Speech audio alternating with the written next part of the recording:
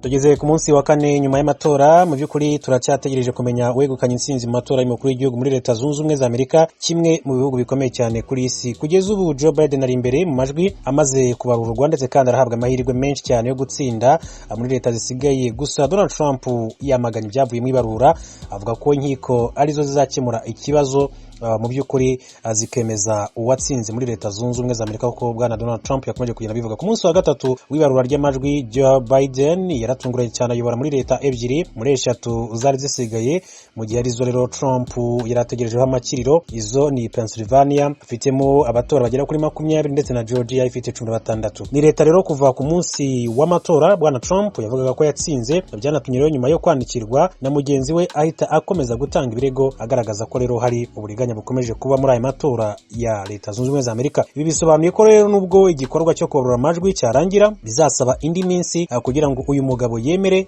kuva muri White House, kuko rero urukiko rw'ikirenga ruzabanza kwemeza koko yatsinzwe. Kuva kandi ku munsi wa kabiri w'ibarura, Joe Biden niwe uri imbere n'amajwi 163 kuri 213 ya bwana Trump. Kugira ngo rero umuntu atorerwe kuyobora Amerika, bisaba ko rero aba yagize byibuze amajwi 270. Hanyuma rero niki gikomeje kugenda kivuga kwa bwana Trump. Amakuru agezweho muri aka kanya aravuga yuko bwana Trump nta gahunda n'imwe afite mu by'ukuri muri iyi weekend. Benshi baribaza no kwera iki mu by'ukuri nta gahunda n'imwe bwana Trump afite muri weekend, kuko kuri gahunda y'ibiro by'umukuru w'igihugu muri Amerika yo muri weekend nta hantu na hamwe hagaragara ko bwana Trump azagaragara mu ruhame, wenda ngo ageze ijambo ku baturage. Gusa bishobora guhinduka akaba yagaragara mu ruhame agira icyo avuga kuri aya matora. Ku rundi ruhande ariko, mu ijoro ryo kuri uyu wa gatanu bishyira ku wa gatandatu, yanditse ubutumwa bwinshi cyane kuri Twitter yamagana ibikomeje kugenda biva muri aya matora. Hanyuma muraperi Kanye West nawe yamamaje nk'umukandida wigenga, akajya ku rupapuro rw'itora muri leta 12. Kugeza ubu amaze kubona amajwi angana n'ibihumbi 60 muri miliyoni 160 zitabiriye aya matora. Ubwo rero yavaga gutora, yese yandika ku rukuta rwe rwa Twitter ati Kanye 2020 ashaka kugaragaza ko azongera guhatana muri 2024. Uyu mugabo yahatanye mu ishyaka rye yashinze yise birthday party, nkuko bwana Kanye yakomeje kugenda bivuga. Biden rero mu by'ukuri natsinda muri Pennsylvania kugeza amagingo angaya, araza guhita yegukana umwanya w'umukuru w'igihugu muri Leta Zunze Ubumwe za Amerika. Ku ivuko rero rya Trump, andi makuru ari kuvugwa cyane nuko bari kubyina intsinzi ya Joe Biden muri leta ya New York aho Trump avuka. Abantu bari mu mihanda barabyina intsinzi ya Joe Biden, barishimira ko Trump agiye kuva ku butegetsi y'Leta muri aya matora yegukanywe na Joe Biden. Mu gihe rero hari benshi cyane bakeka ko Trump ashobora kubona amajwi yayo nk'ahantu afite ibikorwa byinshi cyane kandi akomokamo.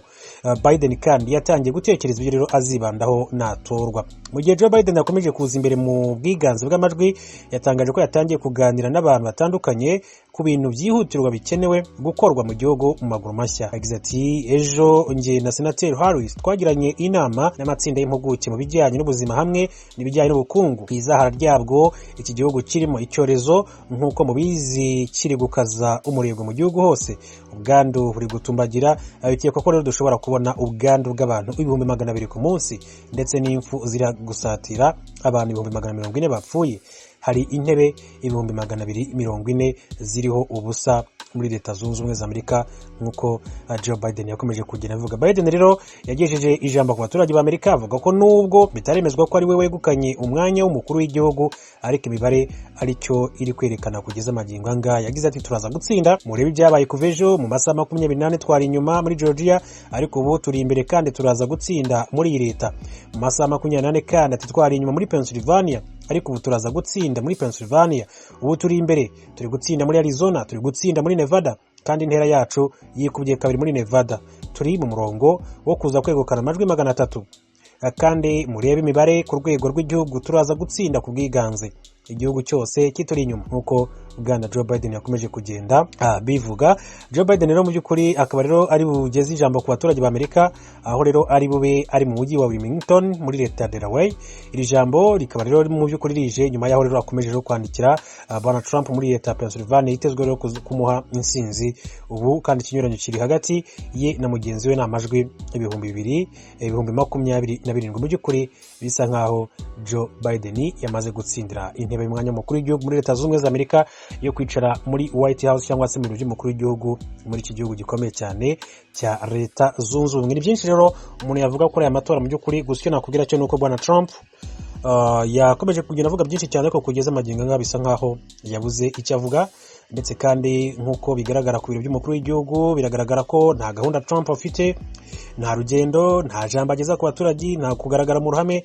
Wenda bishobora kuza gutungana ku munota wa nyuma akaba yagaragara mu ruhame cyangwa se akagira icyo avuga, ariko mu by'ukuri uretse Twitter nta kindi kintu mu by'ukuri kiri kuva mu biro by'umukuru w'igihugu kwa Trump cyangwa se muri White House, nk'uko bikomeje kugenda bigaragara mu itangazamakuru mpuzamahanga, cyane cyane itangazamakuru ryo muri leta zunze ubumwe za Amerika. Nguko rero ko byifashe kwa bwana Trump. Joe Biden abandanye kubakira ku ntambwe yagize mu gitondo cyo ku munsi wa gatanu kuri Donald Trump mu mareta ya Georgia na Pennsylvania, aho igikorwa cyo guharura amajwi kibandanye. Naho hataragera ko agira umukandida amenyekana ko yataye intsinzi, Biden ahagaze neza cyane kuvyerekeye gutsinda amatora ya president. Amara abajejwe igikorwa c'amatora ba President Trump ntibemera ibimaze gutangazwa vyerekeye amajwi amaze guharurwa no gutangazwa gushika bavuga ko amatora atararangira. Batangaje cyo ku munsi wa gatanu ko President Trump azoruya gutsinda amatora mu gihe biteze ko amajwi asubira guharurwa mu mareta aho amajwi yegeranye cyane, hamwe n'imanza bashingishije mu masentare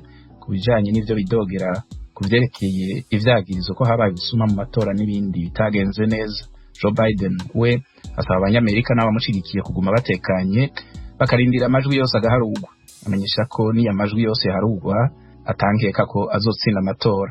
Muri iki gihe Joe Biden ari imbere mu majwi y'abanyagihugu batoye muri rusange gushika ubu. Ari imbere kandi mu majwi y'intumwa ziserukira abatora mu mareta atandukanye. Amajwi y'intumwa ziserukira abatora 270 niyo akenewe kugira umukandida atahira intsinzi yo kuyobora igihugu mu kiringo c'imyaka 4. Hamwe Biden yotahira amajwi 16 y'intumwa ziserukira abatoye muri leta ya Georgia n'amajwi 20 y'intumwa ziserukira abatoye muri leta ya Pennsylvania, azobaronsa amajwi 299 muri rusangi, kubera muri iki gihe afise amajwi 253. Yoba arengeje amajwi 270 akenewe kugira abe president.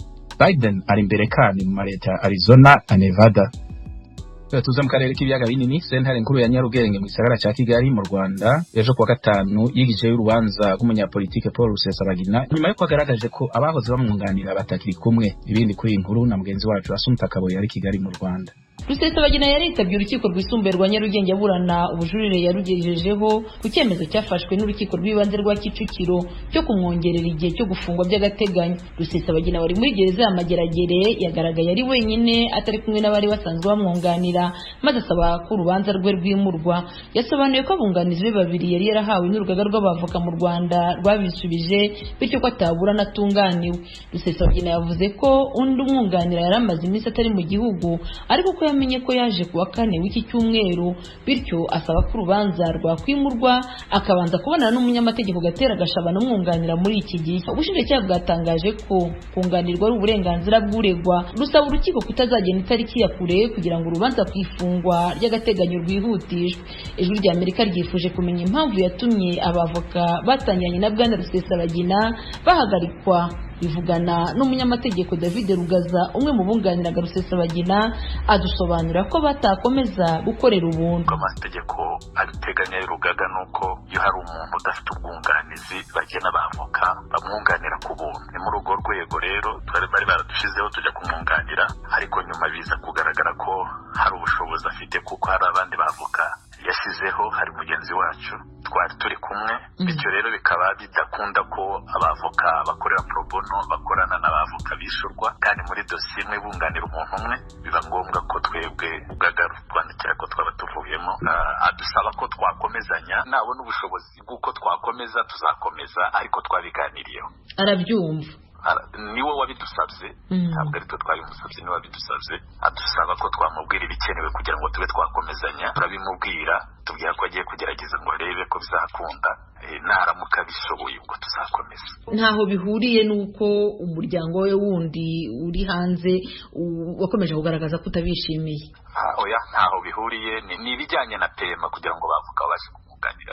Umucamanza yavuze ko kunganirwa mu mategeko ari uburenganzira